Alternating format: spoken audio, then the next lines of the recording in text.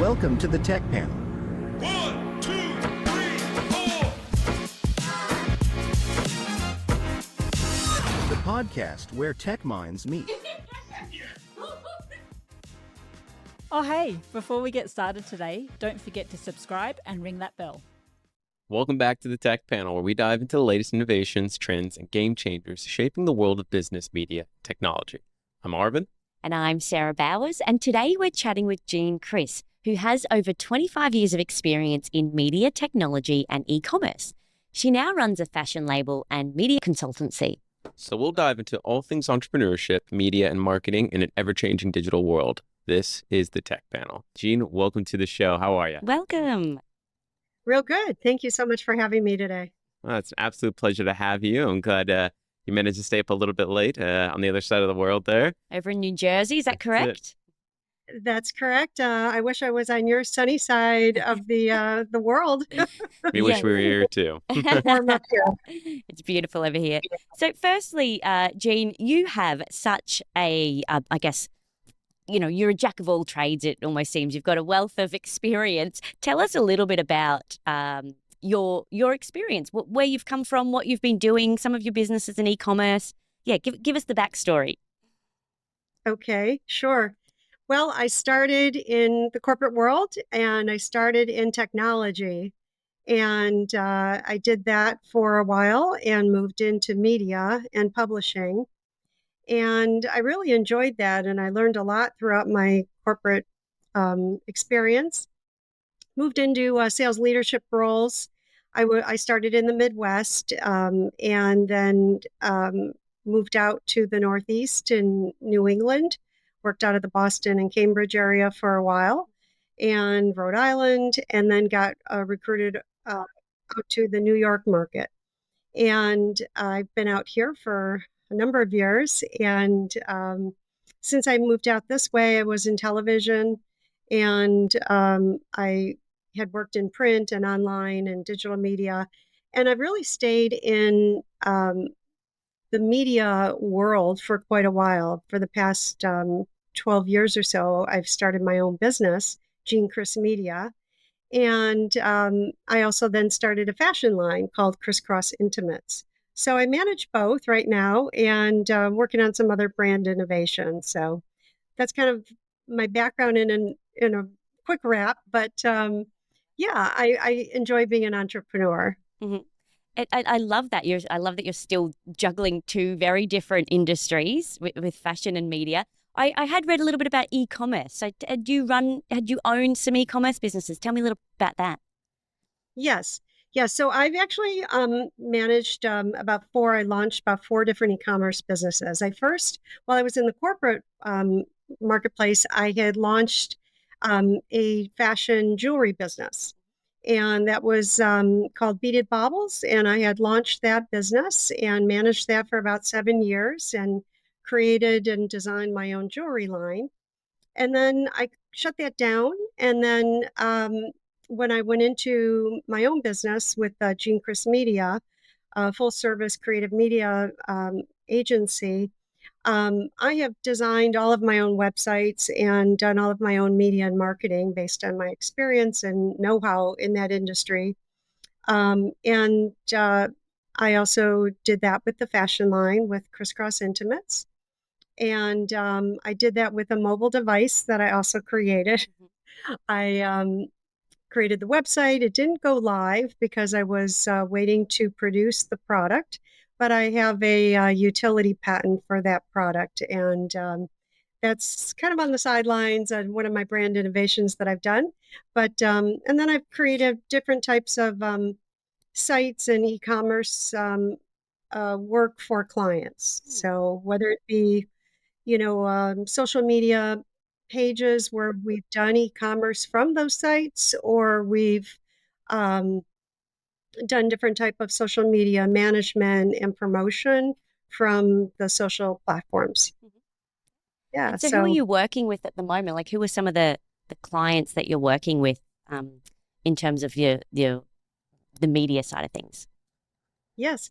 So actually, I started, as I mentioned, about 2011 when I launched my business, and I had started with local retailers, and at the time, I launched into um, local retailers for uh, wine and food and festivals and general retailers, healthcare, automotive. It was really the industries that I was familiar with coming from cable television, but they were new clienteles. Was in a non-compete situation, so I went after brand new business starting from the ground up and healthcare, education. And then I was diagnosed with breast cancer. So I kind of had to take a stop with the media and outbound reach of clientele, take care of myself. And then while I was doing that, I realized I wanted to launch my own brand. So I created the Crisscross Intimates fashion brand, and I actually had to table my clientele for the media brand. So I put my efforts for media and marketing into my own fashion brand. And so now that I'm kind of pivoting again over the past year or so, getting back into rebuilding the brand for Jean Criss Media and outbound marketing for that. But I have been working with some AI partners and really partnering to grow the media side of the business.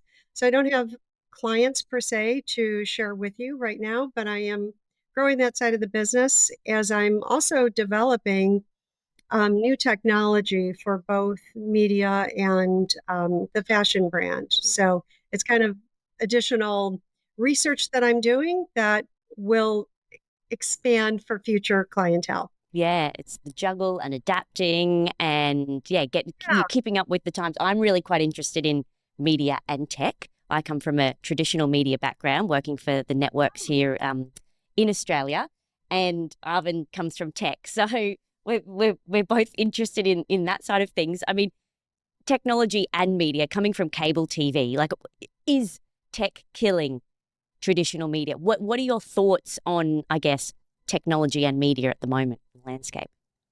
Yes.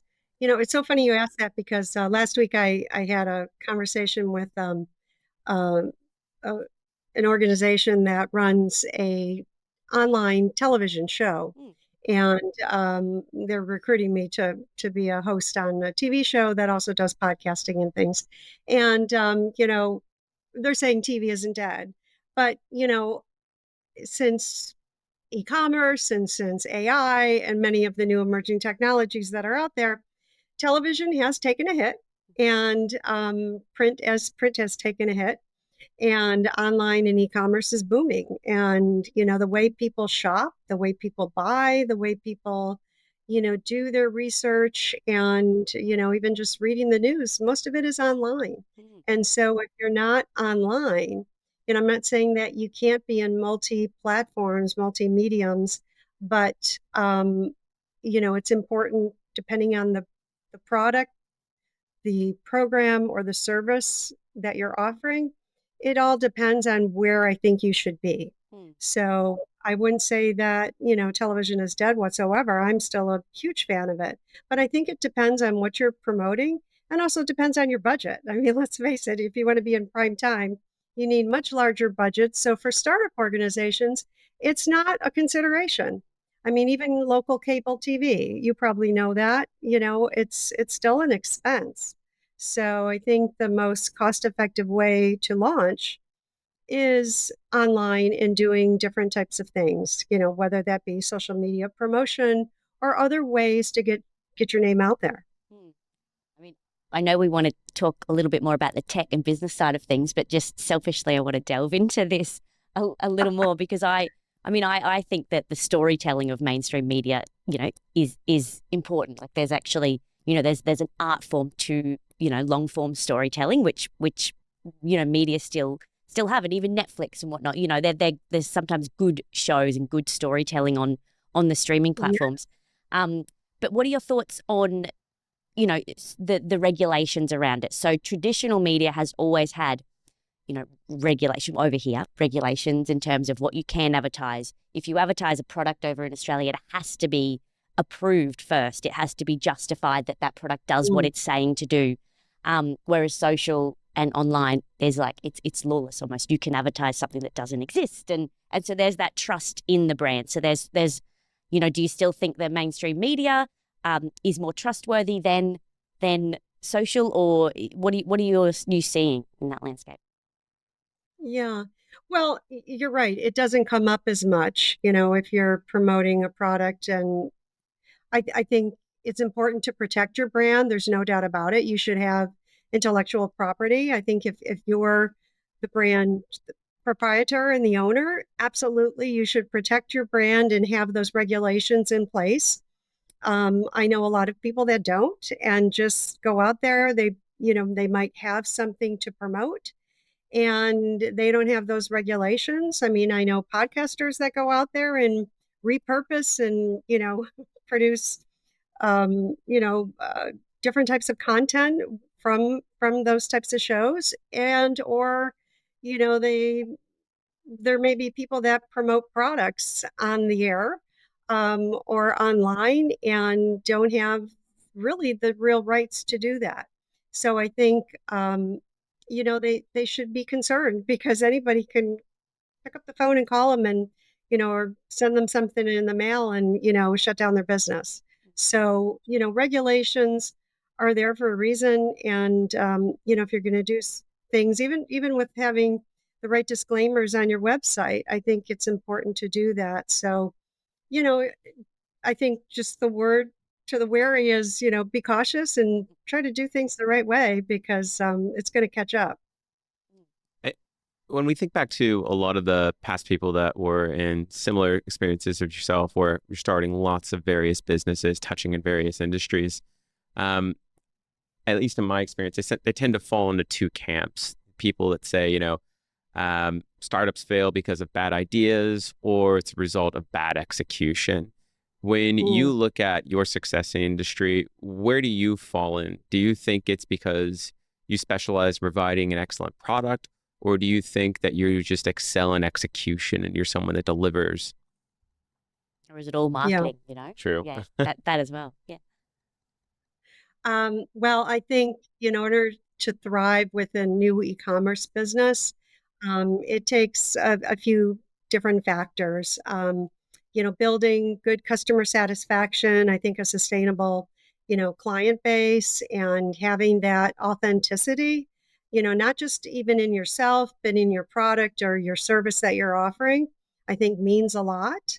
And having that track record to go along with it. Having customer reviews and testimonials that says a lot to your brand, your name, and what you represent. I think you should build that endorsement history. Having the product quality, I think, is really important. Keeping your product quality up there and promoting that to distinguish yourself from the competitors is important. If you're offering through e-commerce a product that you're selling, I think, that's when the system itself comes into play, making sure that, you're able to have the security on the system, that, your payment processing is going through, that people can trust the system that they're working with and make sure that, their credit cards are going through properly and it's a safe system to work with. Um, the customer satisfaction will be built based on that. And a strong social media presence, SEO building, using the right tools to make sure the market presence is there will also help build that strong brand awareness. So I think if you incorporate all of those key factors into, building a brand from as a startup, your business should thrive. I think a lot of companies fail as a startup when they have, inventory mismanagement, or they're not, using the proper tools with the web development, or they have a weak management system. Maybe it's the infrastructure or the system itself. Um, and the user experience is just a poor experience. Sure. So, yeah, that's really what I have to say. I guess from a bit from your perspective, I'm curious here. Do you find that being an entrepreneur is all that it's chalked up to be? Do you think people over romanticize the idea of running their own organization and being accountable only to themselves? What are some lessons or key takeaways from your experience running all these various organizations? I'm especially Yeah. interested in what's your gut reaction when you first hear someone say, "Ooh, I want to start a business." Like, well, what's the first thing that goes to through your mind when you hear someone say that? Yeah. Well, most people think it's a great idea. Yeah, that cachet is definitely there. They think it's really exciting. And then the reality hits home. Hmm. They realize, well, gosh, how am I going to make money at this? What am I going to do? But a lot of people might try it. They might take that idea and try to create a business, or they just start promoting a product, right? They may not even have the product. They just start promoting Yep. this idea. But, I think it's important to build it out, have your strategy in place, and build that strategy, or build the plan with the strategy in place, because you need the A to Z. You need all of that covered, because um, you don't want to go to market and not have everything checked off and Sure. have everything put into place, because that's when the failures start to occur. And it's okay to fail. You do learn from your mistakes. But when you're already public and you've published your site, you've already gone out there, you're going to ruin your own brand name and product awareness out there before you even get started. So I think planning and doing things the right way is really important. I always say, you know, first create your idea, create your trademark, protect yourself, protect your brand with the right IP, and get your team in place, and strategically plan it out. It's not that you have to go crazy and hire a full-time staff and go into debt.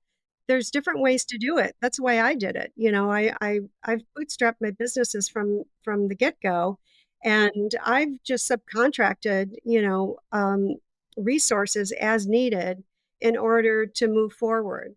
And so a lot of people don't realize that you can do things different ways. It doesn't have to be, getting an office on Fifth Avenue and, going big, before you really have the right resources to make that happen. So, a lot of planning goes into it, and, and just taking it one step at a time. I was going to say, how has technology, I guess, helped entrepreneurs start out? I know that you can use AI to create a content plan, to create a business plan, things like that.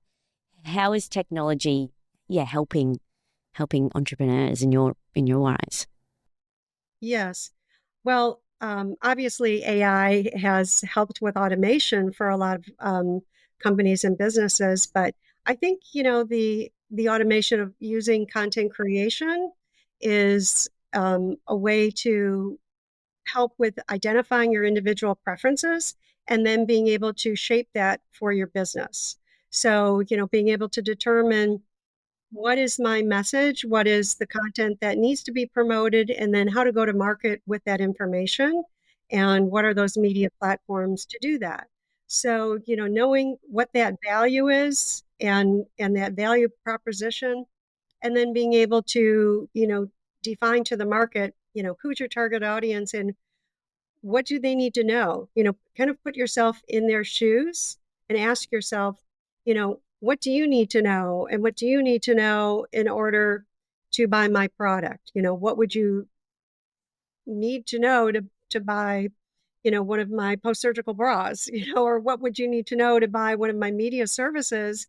Because if I'm not putting myself in your shoes, then I'm not really understanding what the client needs are. So as you develop, or determine what tools you're going to use, I think you really need to understand from the client perspective, um, your audience, and then obviously the demographics and, what your reach is and all of that. And then you can then go shopping for the right tools to determine the right technologies to use. I've always done that, and I use a lot of different technology and software. I was, just in thinking about that in prep for this show, I was really kind of overwhelming myself just thinking about all the different apps that I do really use on a daily basis. And actually thinking about how many different passwords that I have for all of these different apps because it can be overwhelming. It is a lot, and just staying on top of all of the different technology that's out there. But always keeping that audience and client in mind, as you were saying, that sounds like it's quite driven by who your audience is and who your client is, and then building on that. What are some of the tools that you're using at the moment and the technologies that you think are great? For any particular category or what? I guess, Anything? yeah, whatever category you think you'd want Well, to you know, spruik. like, well, we're using the Zencaster right now for the media platform. I haven't used that before, but I use Zoom Workplace a lot. A lot of my clients, reach out to me for, the video conferencing, whether it's Microsoft Teams or Google Meets or some of the common ones. WebEx, GoToMeetings is not as popular anymore. I use variety of social media platform media managers. I use Hootsuite, but there's a lot of other ones that are out there like Sprout and Social Sprout and oh gosh, now I'm going to draw a blank. Social Bee, I think Buffer, Sendable, Ladder. There's a variety of different CRMs I use for creative apps.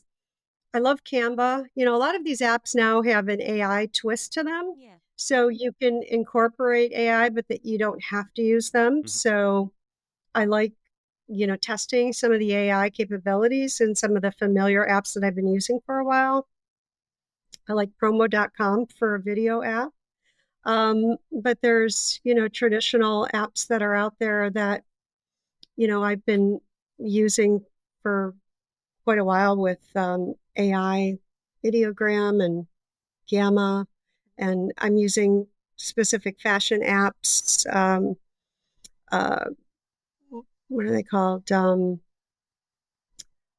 Rare Sense, and just a variety of other ones that you can create graphics without having to do full photo shoots and things like that. So you have to test for what your niche market requirements are, and then just give them a try. And if they work, then you stick with it, and if not, try something different.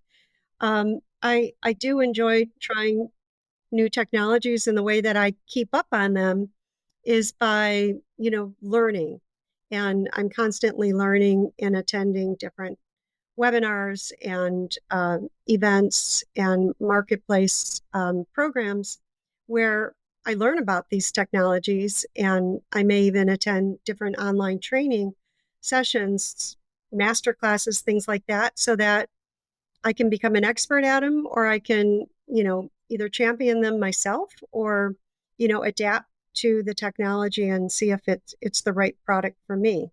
And so that's really how I've gotten exposed to some of these technologies. So yeah, just kind of keeping up with your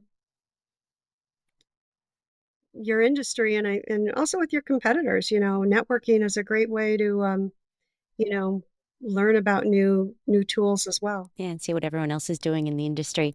You touched on it there when you mentioned, things like Canva, as a product that's been used in the past and is now adapted and incorporating AI. I know that Canva can do auto-generated images and graphics and things like that as well. Do you think that AI is killing creativity in terms of the fact that you can just now, you don't need to have a photo shoot, you don't need to have graphic artists creating content? It can be created by AI, and then that can be used in your marketing campaign or your social campaign. Yeah. No, I really think that it's boosting your skill set and allowing you to use it more as a productivity tool. It enhances what you're able to do. I'm able to do more now than I ever did before. I don't have a graphics degree, and I never, studied that in college or, took classes on my own for that. But I feel like I'm not too bad at it. So I've obviously won some awards with what I do. But, I think if you, just kind of put pen to paper and, take the time to learn some of these apps, they're not that difficult. True. And, the user experience is pretty good and pretty quick and easy with a lot of the tools now that, it doesn't take a rocket scientist to try to, learn some of these apps or some of the features within them.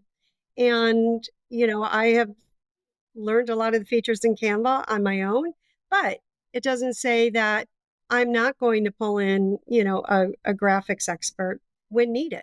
Mhm. I know what my limitations are. I know maybe what my limitations are with an app and when to pick up the phone and call, a resource when I know I want to take this a next step, right? I want to go further with the results of what I'm looking for and then bring in additional resources. And so that's what I think as an entrepreneur, you need to know, like when you need to pull in outside resources to make things happen. Mm. And, you can't do everything yourself. And you can also waste a lot of time trying to do a lot of that yourself without, outsourcing and pulling in outside resources. So, yeah, but there are a lot of tools out there that have really made a lot of enhancements over the past year. In fact, I've seen a lot of progress in that area With these that we didn't tools, do you have do you before. oh, sorry, there was a delay there. My That's right. apologies. No, go ahead. With these tools, do you feel, and maybe I'm wrong in assuming this, but at least in my experience, it used to feel like the cream would always float to the top as far as product was concerned and what you would see when you searched for something. And now, because all these various tools, like you described, exist and anyone can take advantage of these, I feel like I almost never have the ability to trust what I find in my search results. And we get a lot more false positives and things that we purchase. Like sometimes you'll get something and you'll be like, this is like quarter of the size of what it looked like when I looked for it, or the quality is way off, or any of these things. Because if you think about it, these AI tools have the ability to significantly enhance how something can look and over polish a turd, for Mm. lack of a better word, right? Do you feel that we're going to have declining results in the output of quality products entering into the market? And how do you separate yourself from all of these other people that are just liars, for lack of a better word? Like, how often have you personally been burned by products that looked or purported to be something that otherwise wasn't? I can't say that I have. What I can say is that I can distinguish an AI image from a non-AI image. And maybe it's just because I'm working with them so much that I can tell like what looks like a real traditional graphic image, photography image, real stock photo image versus an AI based image. And I think, you know, maybe it's because we haven't perfected the AI images enough as, users of AI that to me they stand out. But, maybe it's going to get there where those blurred lines become, all one. I mean, I'm definitely on Arvin's bandwagon in terms of things that you buy. Everything is a Temu product over here when you try to search something. Yep. Or it's, it's a TikTok video about, a great new, washing detergent sheets, and my husband bought it and he's like, oh, it's got great reviews, and it's shit. Yeah, it's the worst. Shit. It's And the he's worst like, well, product how I've does it ever have that seen. many Yeah. reviews? I'm like, who's crediting these reviews? That's They're what I not mean. real. Like, you get kind of very easily deceived in today's sort of marketing. Yeah.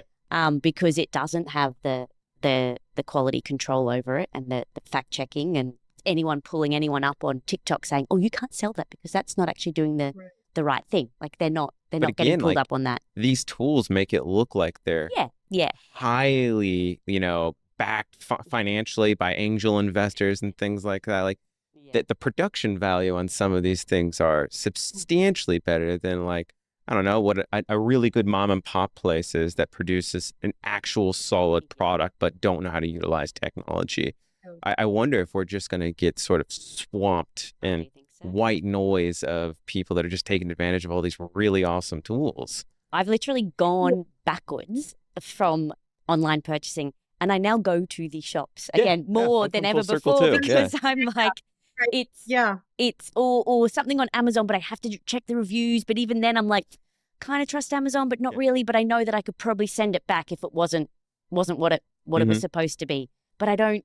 Yeah, I'm very, very skeptical of any advertising, anything. So I just go to the shops these days and I feel was it and just try it gonna on and say, buy it that way. Absolutely. I've gone like yeah, full circle of doing that. And almost I'm doing the same with media, but I'm quite biased in that sense that, anything I can't stand watching the fakeness and the shit Yep. on TikTok and on socials and untrustworthy news. I try to just go to, a couple of sources that I trust and that I know now. Yep.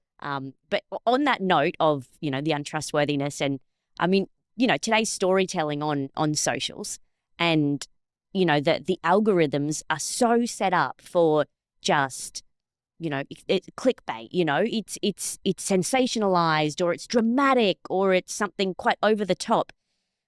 What are your thoughts on that? I mean, do you have to I think everyone keeps having to up their ante, even if it's a product that they don't want to do that. That's not part of their brand message That's right. to really like oversell it and to have to do a clickbait thing. But is that the only way to now get any eyeballs on it? Good question. Yeah. yeah. Well, to your point, Sarah, I think the sponsored ads are over the top, and when that does happen, if you're seeing things that don't look real, or it's questionable and you're leery about it, I always myself feel comfortable to go back to the brand. And it may not even be the e-commerce site, like go directly to the brand if you know the brand name and see if what you learn there. It's not that you have to buy it from the brand on that site, but at least to check things out, as you mentioned, the fact checking, whether it looks this way or it's priced this way or it's functioning this way. But from the social media perspective, I I have not been using TikTok, and so I think I'm in fact even today I got asked twice by TikTok to join their platform. I, I think it all depends on what type of products you're offering, whether you should be on those platforms. And I've stayed away from it because I don't need to be there. Maybe I should. Maybe I'd have a huge boost. But it's also as a small startup, I can only be on so many platforms at one time. But I think there's it started out for certain products, and now everybody's just throwing everything out there. And so, really, are they going to be looking for certain niche type of products there? And you can't make everything fun. Some products, like what I'm selling, is a serious product for breast cancer. So, I think that it all depends on the product, the service, the promotion, whatever it is that you're marketing makes, getting back to what we talked about before, it really drives your decision on where you should be marketing the product. And you shouldn't just be there because everybody else is there. You need to spend your dollars where it's most effective, and the most effective marketing plan for you based on what it is that you're offering. So it gets back to, the basics of that marketing strategy that you put together at the beginning. Based on the audience, like for example, if younger demographics are on TikTok, then and your product is an older demographic, then you wouldn't market it on there as such. But I still think even on Instagram or social media or Facebook or any of the other social medias, it how do you cut through the algorithms to be seen? If you had a client, say for example, you're using your own business as a client, or say you've got a client and you're being their media advisor, and you are setting up a content plan for them. How do you cut through those algorithms to be seen? Yes. Well, good example is I'm right now learning about the gaming industry. I have known nothing about it. My son has been a gamer and, bought him all of the tools and things when he was younger. And I never really took it upon myself to learn about gaming. And now in the fashion industry, I want to learn about gaming. I think, I want to learn about skins and, what it's all about. And so I've attended some marketing sessions, whatever you want to call them. And then I've actually gotten involved in some market research.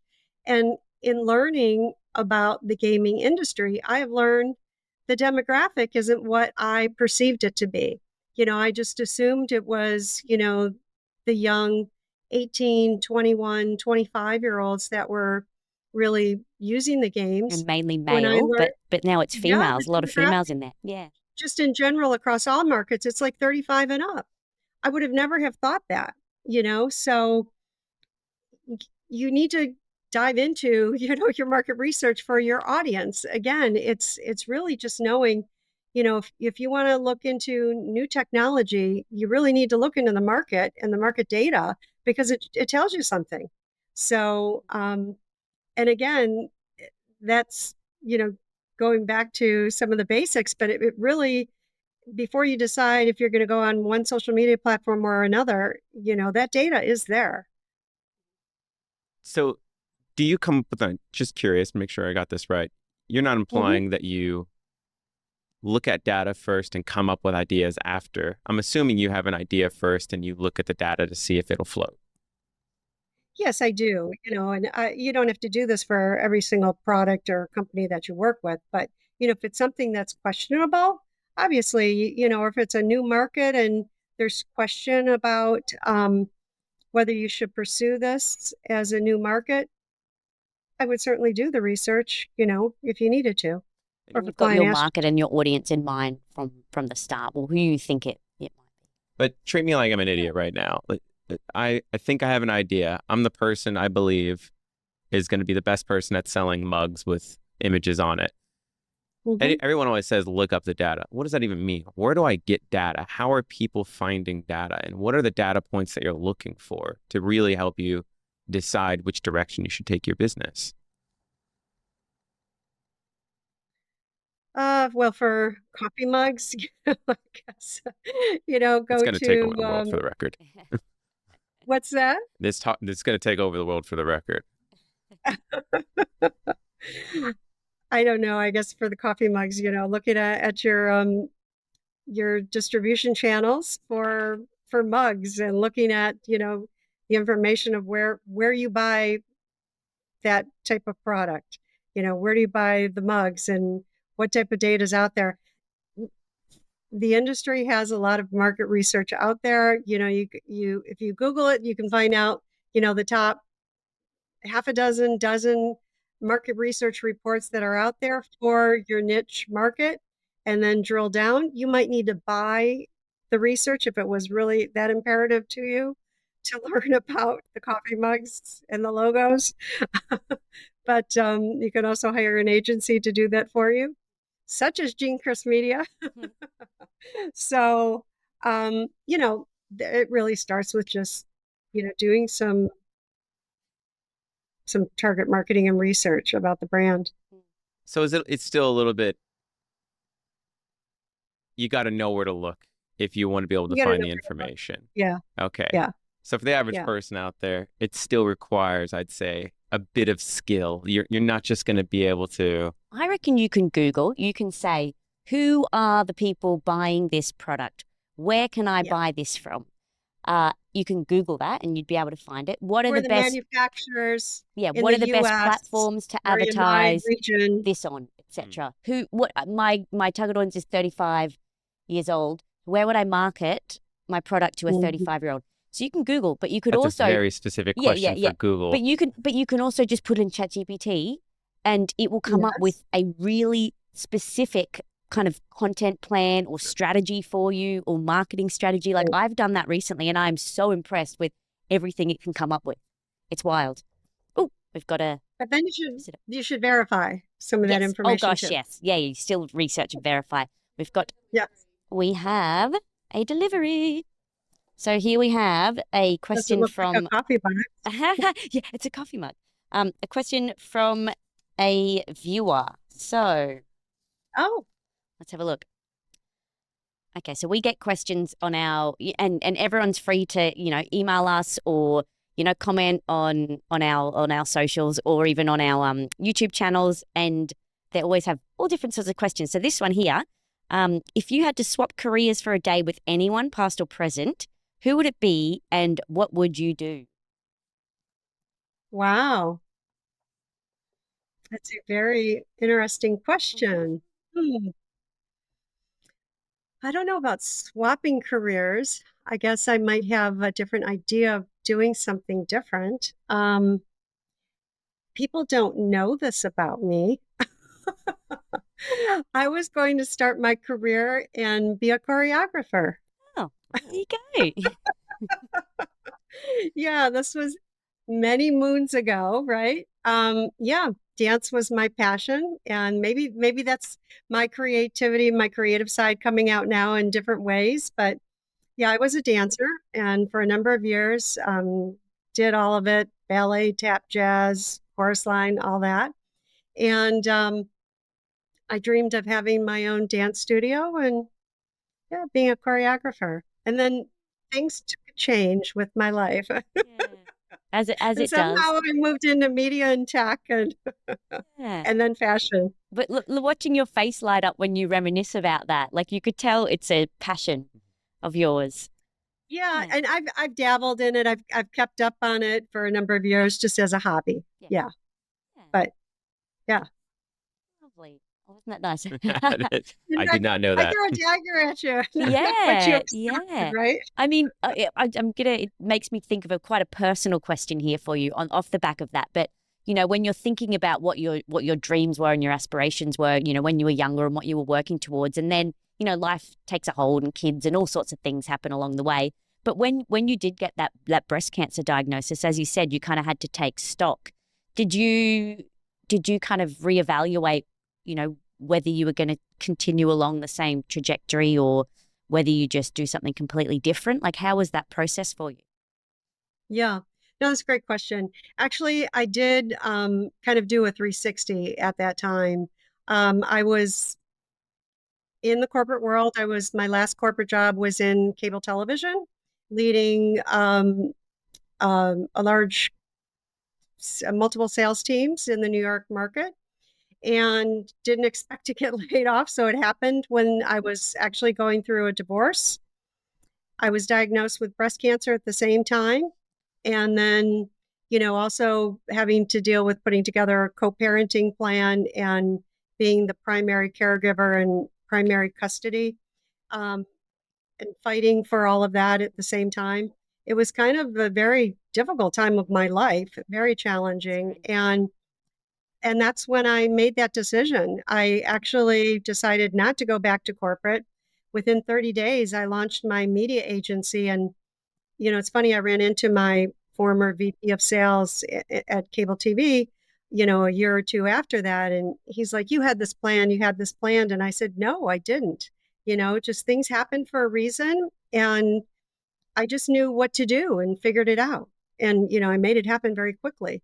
But, and the same thing happened when I created the fashion brand. It only took me like 18 months to create things from start to finish. And, people in the fashion industry couldn't believe that I was able to do that. But I think when you know what to do and how to go about doing it, you get things done and you don't waste a lot of time and you just kind of stay focused on that and, move that pendulum forward. And that's what I did. And that's what I did with my life and my family and, stayed focused on that and stayed focused on healing and getting well. And, you have these buckets and you just kind of, make sure that that bucket gets taken care of and, you just keep pushing forward. And that's really how I handled, the adjustments with my life. It was quite a few adjustments and, that continued. And the way I healed personally was I wrote and I became an author from that because it was very cathartic. And I wrote a lot of my books, which are about my life story. And now I have 5 books about my life that really helped me to grow as a person. And I put my ideas to paper and I published them. I also, took my publishing experience and self-published all of them. And that really helped me grow with my business too, because that was actually at the time too when I had, to put my clients on the back burner. And so I kept up with my technology that way as well, because I was able to, do my own graphics and do my own writing and self-publishing. And that kept me, leading edge with what I was doing, even though it was for myself, but it was for new brands that I was bringing to the market.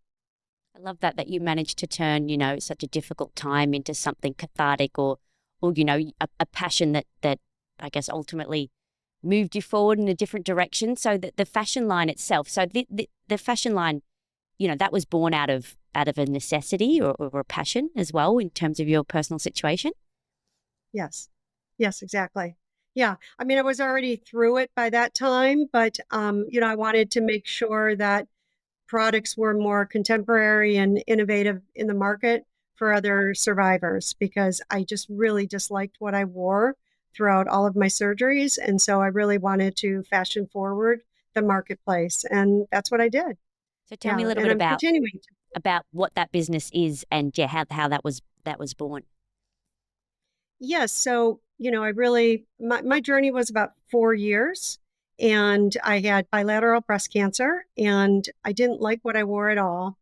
And so I was in the hospital once for 10 days. I got MRSA, which is a bacterial infection. And so you're, pretty much isolated. And I just decided to sketch, even though I'm not a graphics designer, as I mentioned, sketch some pretty, archaic designs of what I would like to have worn throughout my recovery. And I ended up creating a full utility patented line of designs for what's now called crisscross intimates. And I ended up, coming to market with a couple of those designs already, and many are not in the market yet. But I did create samples of some of the other designs that I had, uh, you know, drawn at that time. Anyway, but that's how the innovation started. Now, what I'm working on that I'm happy to share with you is working on new wearable technology with blockchain. And, people are like, what? What does that mean?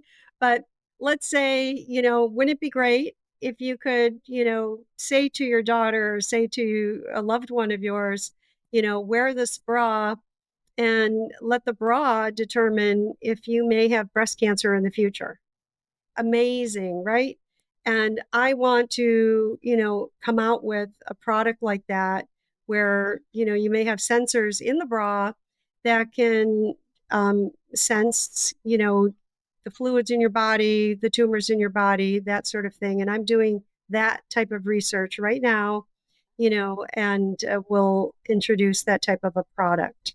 So I'm doing really advanced technology type things that's how passionate I am about it. Yeah. It's not just about the e-commerce, business. It's really about growing the industry to take huge strides to eradicate breast cancer and be able to help people that can, live much better quality life because mine wasn't so great at the time. I mean, yes, I'm a survivor but I went through many surgeries that I didn't really feel were necessary if it had been caught earlier and, had different tools available at the Yeah. time. So like prevention, you've got a product there that helps after the fact, but it's also, Yeah, you're putting it's for your diagnosis and to accelerate yeah. recovery. Exactly. It's for both. And Yeah. I guess that kind of brings me on to a little bit of the philanthropy as well, of what you're doing. I know that you're quite passionate about the breast cancer, um, you know, world and research there as well. But you're also, looking to empower women in business as well. Tell me a little bit about that. Yeah. So I work with, many organizations with women in business and women empowerment and, just many global leadership organizations. I'm a senior executive fellow with the Digital Economist as well. There I work with the digital assets and the blockchain that I'm talking about and editorial. I've stayed working with many different women organizations, whether they be philanthropic or not, but just women leadership. And a lot of these organizations have inspired me, but also hopefully I've inspired some of them with my innovations and some of the things that I'm doing, that it's a real true collaboration. I met a lot of the women that I've met through the years at Davos this year um, at their annual conference with the World Economic Forum.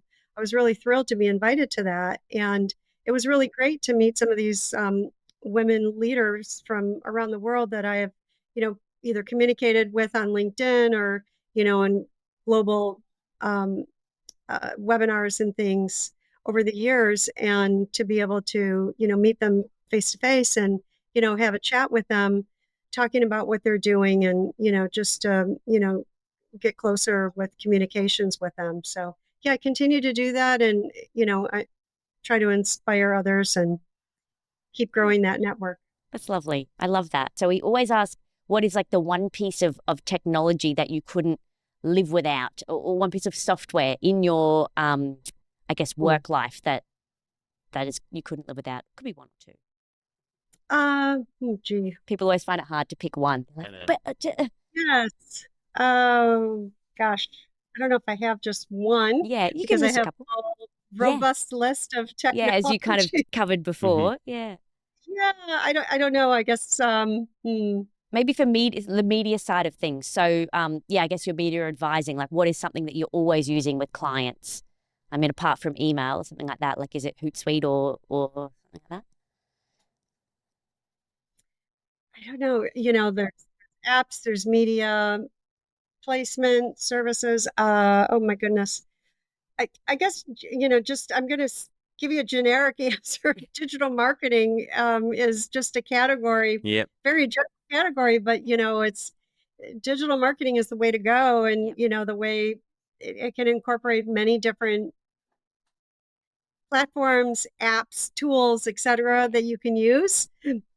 Maybe let's make Excuse me. this a little bit more pointed. Well, that's like, I guess, as an That's it. entrepreneur or anyone, you need digital marketing. Sure. Like the digital marketing is the way to go with anything. If you had to restart your business, or if you had to recommend to someone that's going into a similar industry, which digital marketing platform would you recommend to them? Oh, for an e-commerce platform? Yep, sure. E-commerce.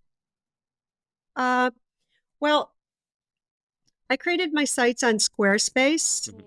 Initially, I probably wouldn't have created them on Squarespace if I knew at the time I was going to have a shopping site.